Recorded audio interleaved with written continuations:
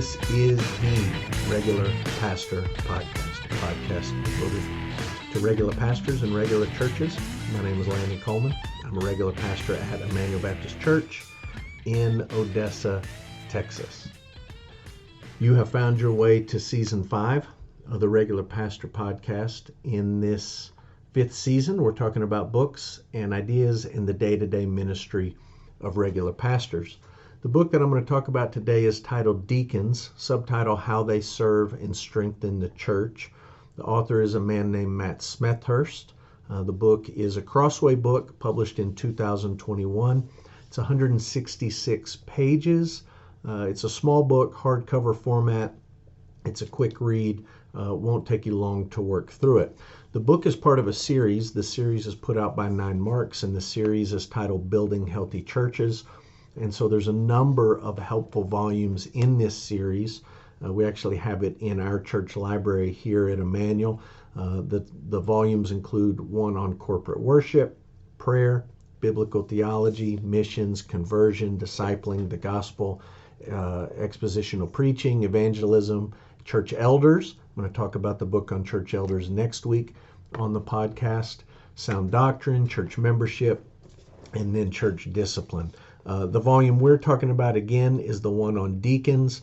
The structure of the book is pretty straightforward. There's a preface, a series preface at the beginning, an introduction to this volume. There's 6 chapters that make up the heart of the book, and then a conclusion and a couple of appendices at the end. Let me tell you about Smethurst, Matt Smethurst, the author. He attended college at James Madison University, served as a missionary in East Asia. He completed a pastoral internship at Capitol Hill under Mark Dever, and so you see the 9 Marks connection there. Smethurst moved to Louisville to attend SBTS, the Southern Baptist Theological Seminary, and currently he serves as a pastor of River City Baptist Church. He's written a couple of books.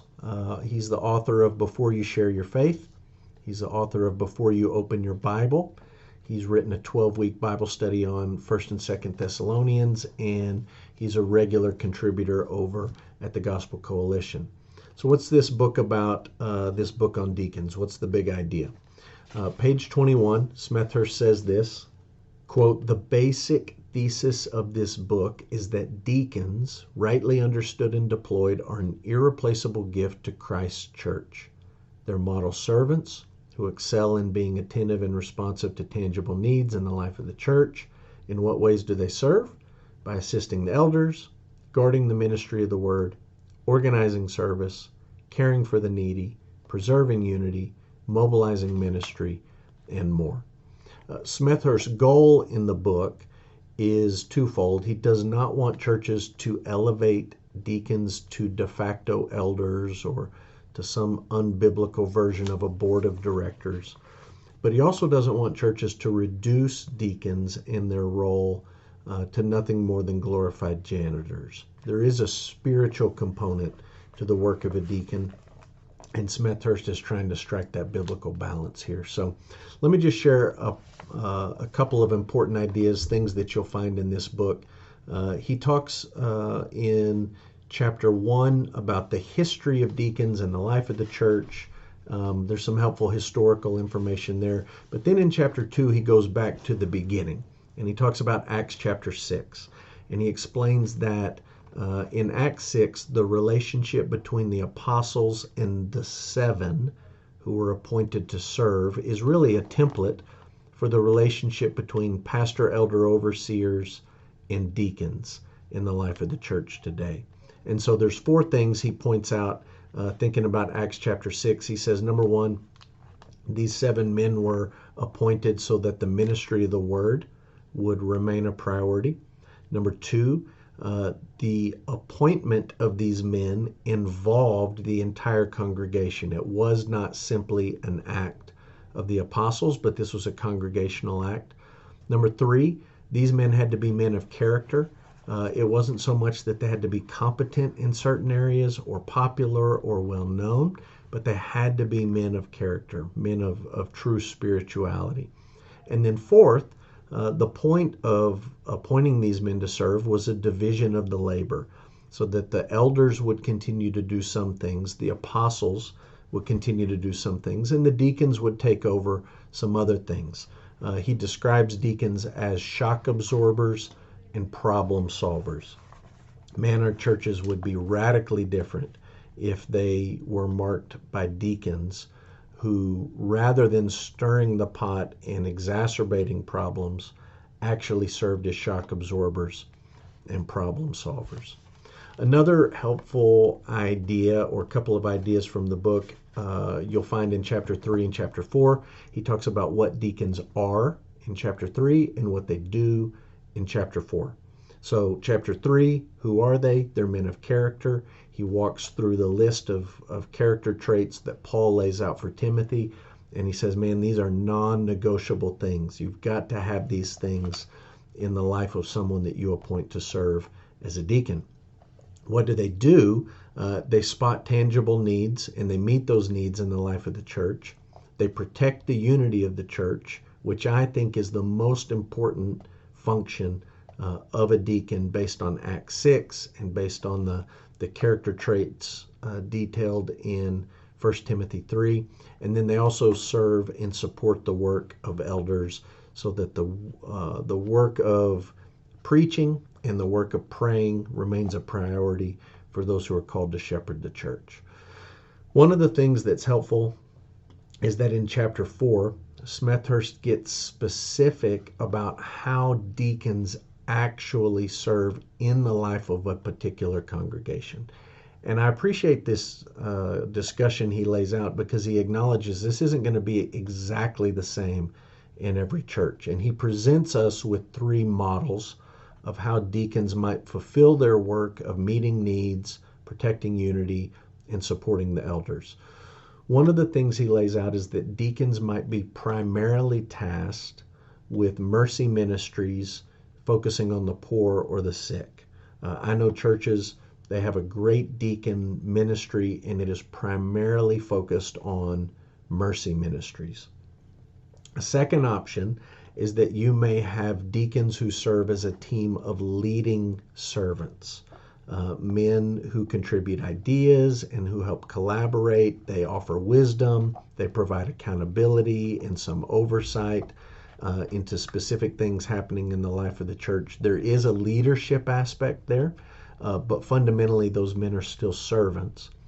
And then a third approach I've seen in lots of churches is a role-specific ministry that is assigned to deacons as a group or to deacons individually. And I appreciate these 3 models. Smethurst is saying, look, we're not all going to have deacons who function in precisely the same ways, but these fundamental biblical principles and requirements have certainly got to be in place. Let me give you my favorite quote from the book. It goes back to this point of unity. It's in the chapter about what deacons do, and it's under a section about protecting and promoting unity in the church. Smethurst says this, quote, "The diaconate is designed to safeguard the harmony of the church. Just as the 7 were tasked to salvage the unity of the Jerusalem church, so deacons today, as we have seen, are meant to play a pivotal role as shock absorbers in congregational life. A contentious Christian, therefore, will make a poor deacon. What should mark a deacon? Palpable humility, a spirit of gentleness, a willingness to be flexible, the ability to stand on conviction without being combative." I think it's a great description of what you're looking for in a deacon, and I think it's a great biblical picture of what a deacon ought to do in the life of a church, in leading through service, in fighting and working to preserve the harmony and the unity of a local church. Things that you may take away from this book as a regular pastor. Most regular pastors, not celebrity pastors, not megachurch pastors, most regular pastors are going to walk into an established church, and odds are that church is going to have an unbiblical view of the diaconate. That may be the result of bad teaching that they've received. That may be the result of just clinging to traditions and bylaws that they've always had. That may be the result of bad shepherding, where a rotation of shepherds and hired hands have come in just on a wheel, a revolving door of leadership. And in the absence of a plurality of elders, someone has to step up and provide stability and leadership, and oftentimes that's the deacons. The challenge is when you are a new, young, rookie, regular pastor, is leading biblically in a church that has some unbiblical ideas about leadership, specifically as it relates to elders, pastors, overseers, and as it relates to deacons.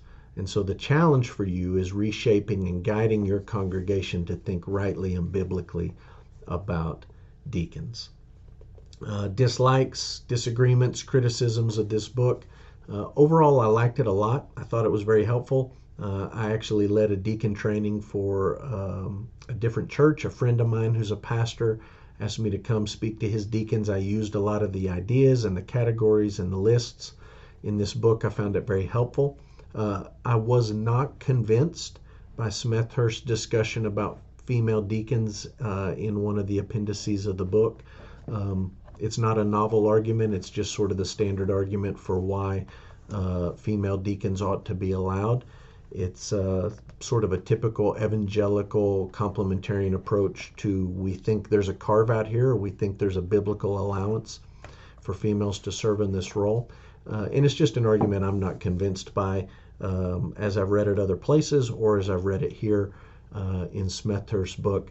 In spite of that disagreement, I gave the book a 5-star rating on Goodreads. You'll see the average rating is 4.51. I gave it a full 5 stars. I found it to be a helpful book.